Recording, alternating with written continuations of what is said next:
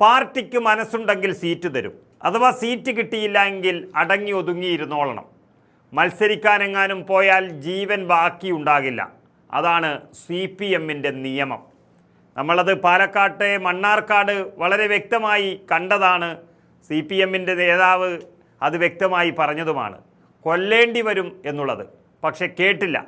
അതുകൊണ്ട് ഇപ്പോഴിതാ എറണാകുളത്ത് CPM വിമത സ്ഥാനാർത്ഥിയെ അങ്ങ് കൊല്ലാൻ തന്നെ തീരുമാനിച്ചു. പക്ഷെ നേരിയ വ്യത്യാസത്തിലാണ് രക്ഷപ്പെട്ടത്.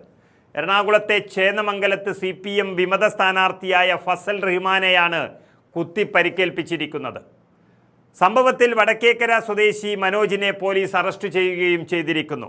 മനോജാണ് ഫസൽ റഹ്മാനെ കുത്തി പരിക്കേൽപ്പിച്ചത് എന്ന് വളരെ വ്യക്തമായിരിക്കുന്നു.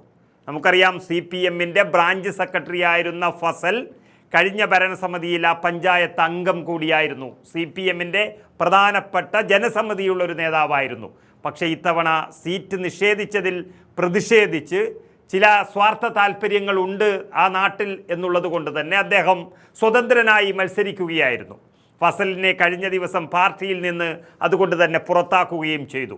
അപ്പോൾ തന്നെ നോട്ടമിട്ടതാണ് ഫസലിനെ.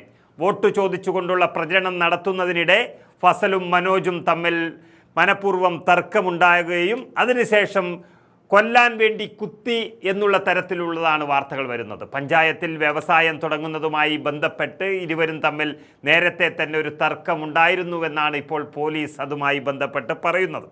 കഴിഞ്ഞ ദിവസം ഫസലിനെതിരെ ആരോപണം ഉന്നയിച്ചുകൊണ്ട് ഇതേ മനോജ് ഒരു ഫേസ്ബുക്ക് പോസ്റ്റ് ഇട്ടിരുന്നു.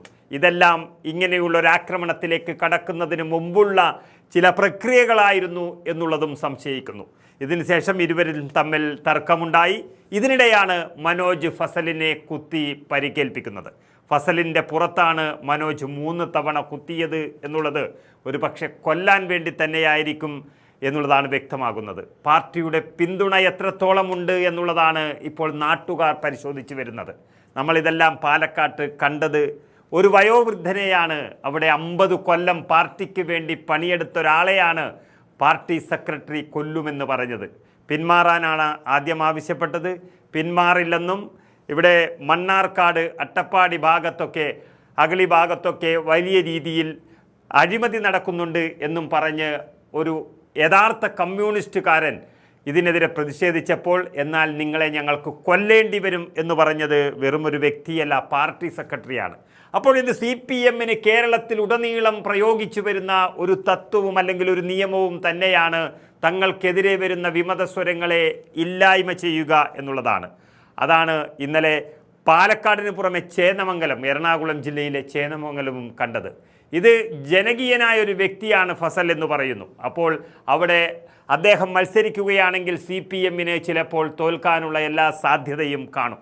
അങ്ങനെയാണ് ഫസലിനെ വകവരുത്താനുള്ള ഒരു തീരുമാനത്തിലേക്ക് എത്തിയത് എന്ന് പറയേണ്ടി വരും.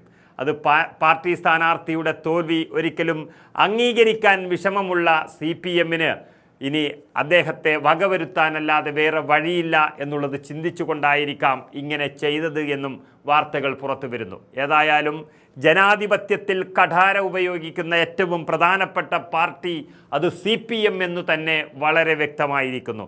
അത് ബംഗാളിലും ത്രിപുരയിലും ഒക്കെ കണ്ട് മടുത്താണ് ഇപ്പോൾ ആ പാർട്ടി അവിടെ നാമാവശേഷമായിരിക്കുന്നത്. കേരളത്തിലും അതിൻ്റെ എല്ലാ സൂചനകളും അല്ലെങ്കിൽ ലക്ഷണങ്ങളും തുടങ്ങിയിരിക്കുന്നു എന്നുള്ളതാണ് ഇപ്പോൾ ഈ പഞ്ചായത്ത് തെരഞ്ഞെടുപ്പിലും ഇങ്ങനെ വകവരുത്താനുള്ള തരത്തിലേക്ക് CPMൻ്റെ മാനസികാവസ്ഥ മാറിയിരിക്കുന്നത് എന്ന് വളരെ വ്യക്തമാണ്.